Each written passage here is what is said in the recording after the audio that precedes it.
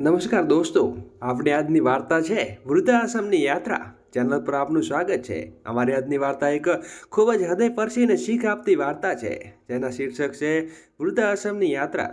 આજે મોહનલાલજી ઘરમાં મહેમાનો આવતા જતા રહેવાનું ચાલુ છે, અને કેમ ના હોય.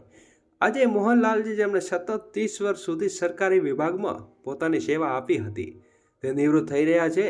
આ અવસરે તેમના ઘરમાં નિવૃત્તિની પાર્ટી યોજાઈ હતી.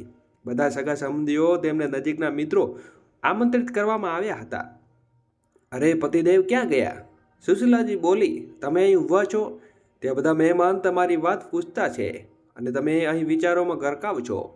સુશીલાજી મોહનલાલજીના ચહેરા ઉપર વ્યથાની નિશાની તાત્કાલિક વાંચી લીધી અને પૂછ્યું, શું થયું? કોઈ વાત થઈ?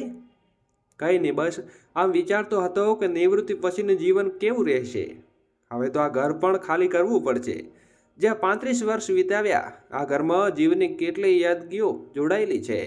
જીવનમાં સુખદ અને દુઃખદ ફળો અહીં જીવ્યા છે. હવે આ ઘર જવું ત્યારે પાછળના દિવસોની હસીભરી ખુશી આવજો એ સંભાળવા લાગે છે. મોહનલાલજી દુઃખી અવાજે બોલ્યા, અરે જે થાય તે સારા માટે જ થાય છે. હવે તો પુત્ર અને વહુ તમારી સેવા કરશે, અને પૌત્ર પૌત્રી પણ તમને વ્યસ્ત રાખશે. દિવસ કેવી રીતે પસાર થઈ જશે ખબર પણ નહીં પડે. સુશીલાજી બોલી. મોહનલાલજી, તમે સુશીલાજીને 2 પુત્ર અને પુત્રી ધરાવતા હતા. મોટો પુત્ર રોહન અને તેમને પત્ની મીનુ હતા. નાનો પુત્ર મોહન અવિવાહિત હતો, અને પિત્ર ગીતાની એક સમૃદ્ધ કુટુંબમાં લગ્ન થઈ ગયા હતા, જેનાથી મોહનલાલજીમાં અને સુશીલાજી તેની જવાબદારીમાંથી મુક્ત થઈ ગયા હતા. પિતાજીની વાતો સાંભળીને મોટો પુત્ર રોહન આવ્યો અને બોલ્યો, પિતાજી, નિવૃત્તિ પછી વંચિત થવાની શું જરૂર છે? હવે તમે શાંતિથી પુત્ર વહુ અને પૌત્રી સાથે રહો. જે ઈચ્છા થાય તે કરો. હવે તો આરામ કરવાના દિવસો છે. તમારા 2 પુત્રો છે.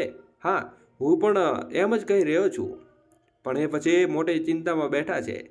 સુશીલાજી પોતાના પતિને સમજાવતા બોલી. ચાલો, આવી તો રહી હતી. ત્યારનો પુત્ર મોહન પણ પોતાના માતા પિતાને મળવા આવ્યો અને બોલ્યો, પિતાજી, આજે તમારા નિવૃત્તિના દિવસે હું પણ એક સરપ્રાઈઝ આપવાનો છું. સાચે? તો કહો, શું સરપ્રાઈઝ છે? શું તમે બીજી કોઈ સારી નોકરી મળી ગઈ? મોહનલાલજીએ પૂછ્યું. ના પિતાજી, હકીકતમાં મને એક છોકરી ગમે છે, અને હું એની સાથે લગ્ન કરવા માંગુ છું. મોહનલાલ બોલ્યા. મોહનલાલજી આશ્ચર્યચકિત થઈ ગયા. તેમણે પોતાના કાનોને સાંભળેલું કે પર વિશ્વાસ ન હતો. તેટલા માતા સુશીલાજી પણ દંગ રહી ગઈ, અને તરત જ પ્રશ્નોનો વરસાદ કર્યો. કોણ છે એ છોકરી? ક્યાં રહે છે? શું નામ છે એનું? સુશીલાજી એક સાથે ઘણા પ્રશ્નો પૂછવા લાગી. મિત્રો, ચેનલને સબસ્ક્રાઈબ કરી અને વિડીયોને લાઈક કરી કોમેન્ટ બોક્સમાં જય શ્રી કૃષ્ણ, રાધે કૃષ્ણ લખવાનું ભૂલશો નહીં. અરે માં, થોડું શ્વાસ તો લઈ લો. હું બધું કહું છું. એનું નામ અંજુ છે. તે મારી સાથે કામ કરતી હતી. હળવી હળવી વાતચીતથી અમારી ઓળખાણ થઈ, અને પ્યાર ક્યારે થઈ ગયો તે ખબર પણ ન પડી. મોહન બોલ્યો. વૃદ્ધાશ્રમની મુલાકાત પુત્ર મોહનના ચહેરા પર ખુશીની કોઈ ઝલક ન હતી. તેમ છતાં સુશીલાબેનનો ઉત્સાહ જોઈને તેણે પોતાના ગુસ્સાને કાબૂમાં રાખ્યો.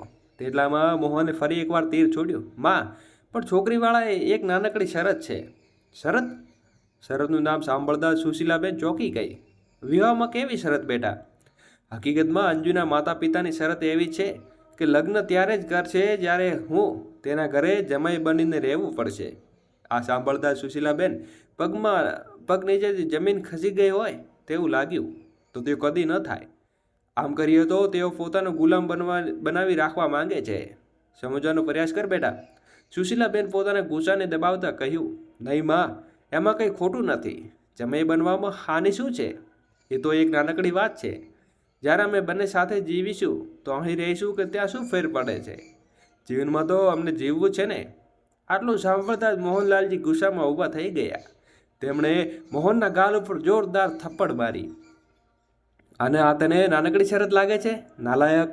અમારું કંઈ ઓછું રહી ગયું હતું કે તું આજે આવું બોલી રહ્યો છે? તને જન્મ આપનારને તું છોડીને જઈ રહ્યો છે. હવાવાળા સસરા તારી માતાની પણ વધારે મહત્વ બની ગયા. મોહનલાલજીનો ગુસ્સો વધતો ગયો. તમે યુવાન પુત્રો પર હાથ ઉઠાવ્યો છો? સુશીલાબેનને મોહનલાલજીનો હાથ પકડીને કહ્યું. મોહન ગુસ્સામાં બોલ્યો. તમે જે કહો. હું લગ્ન તો અંજુ સાથે જ કરીશ. તમે સ્વીકારો કે નહીં? આ કહીને મોહન ગુસ્સામાં ઘરની બહાર નીકળી ગયો.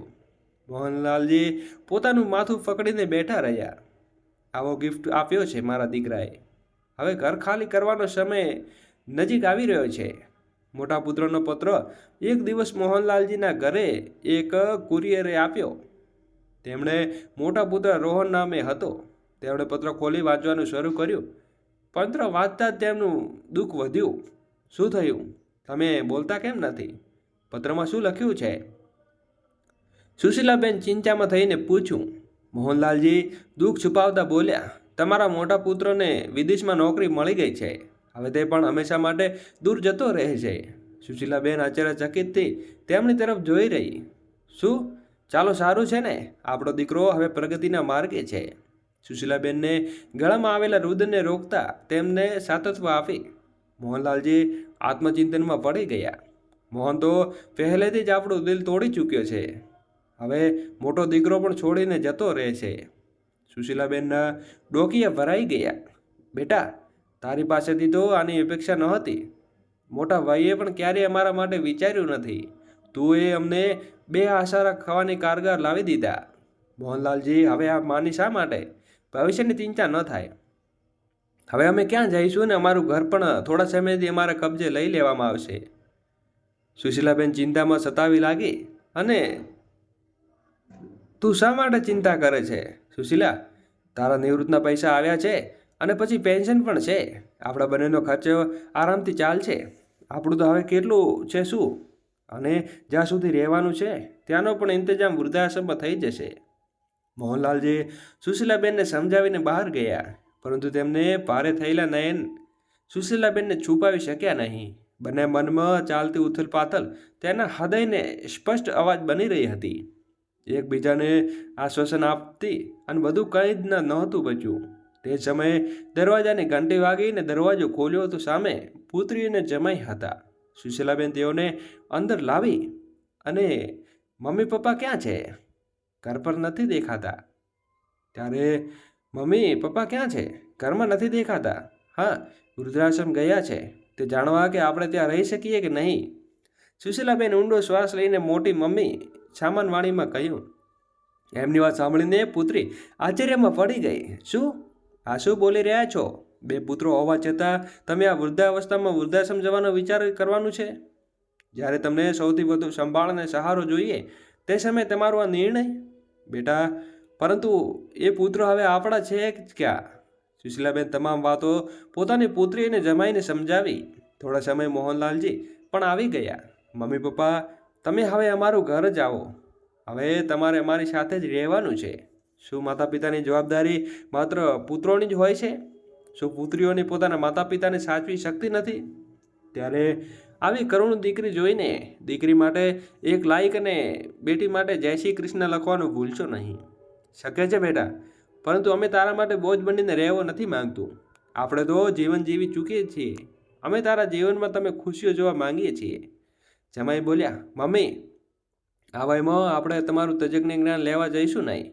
હું પણ તમારો પુત્ર સમાન છું. તમે અમારા સાથે રહો અને અમારું સૌભાગ્ય છે. સુશીલાબેન અને મોહનજી પુત્રીને જમાઈના વિચારો સાંભળીને ખુશ થયા.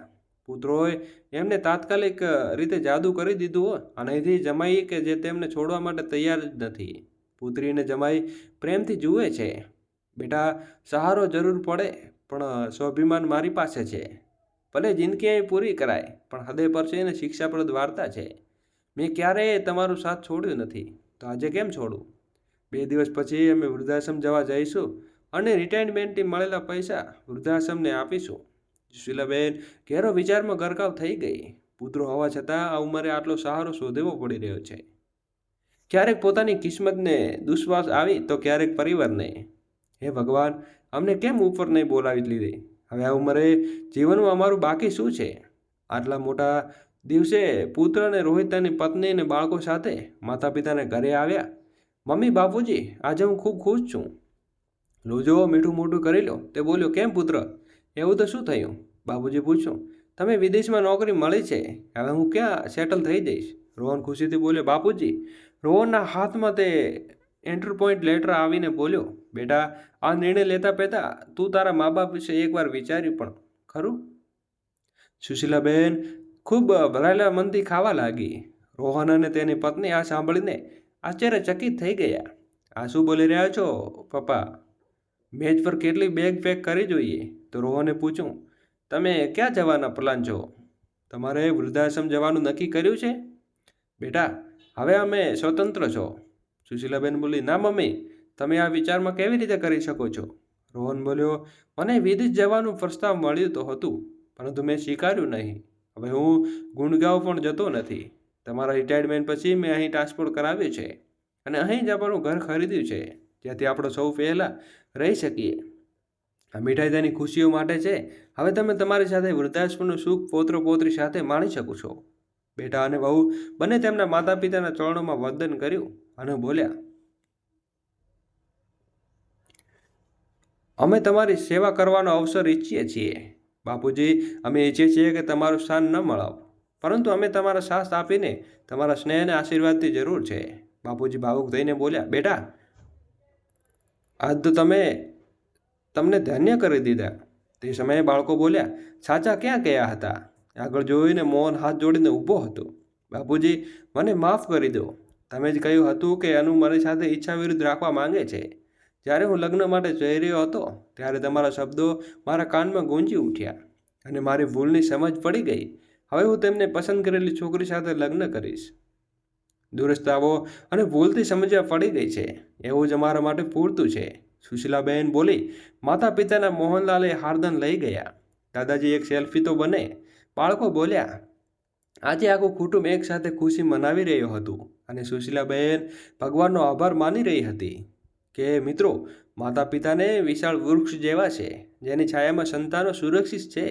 માતા પિતાએ તમારું ભલું તો થઈને તેનો આનંદ થાય છે, તેનાથી મોટું બીજું કંઈ નથી. આપણે અચાનક મોટું બનવા માત્ર તમારું જ યોગદાન નથી, પરંતુ મમ્મા, પપ્પા અને બેબી સાલ ત્યાગ બન્યું છે.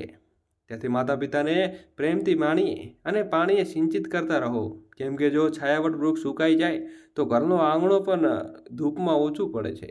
આ વાર્તા કેવી લાગી? લાઈક, કોમેન્ટ કરવાનું ભૂલશો નહીં. મિત્રો, ફરી મળીશું. ધન્યવાદ.